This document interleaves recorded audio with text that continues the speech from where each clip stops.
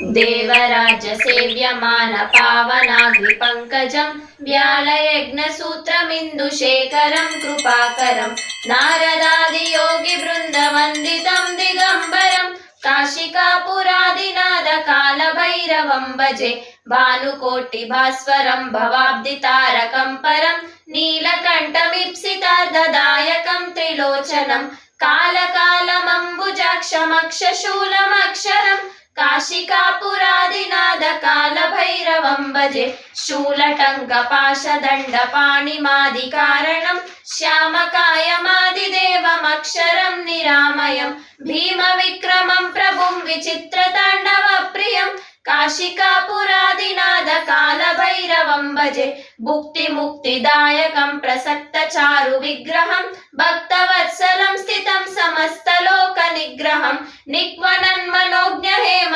किङ्किणीलसत्कटिं काशिकापुरादिनाद कालभैरवं भजे धर्मसेतुपालकं स्वधर्ममार्गनाशकं कर्मपाशमोचकं सुशर्मदायकं विभुं स्वर्णवर्णकेशपाशशोभिताङ्गमण्डलं काशिकापुरादिनाद कालभैरवं भजे रत्नपादुकाप्रभाभिरामपादयुग्मकं नित्यमद्वितीयमिष्टदैवतं निरन्तरं मृत्युदर्पनाशनं करालदं शभीषणं काशिकापुरादिनाद कालभैरवं भजे अट्टहास भिन्न पद्मजाण्डकोश सन्ततिं दृष्टिपातनष्टपापजालमुग्गनाशनम् अष्टसिद्धिदायकं कपालमालिकाधरं काशिकापुरादिनाद कालभैरवं भजे भूतसङ्गनायकं विशालकीर्तिदायकं काशीवासि लोकपुण्यपापशोधकं विभुं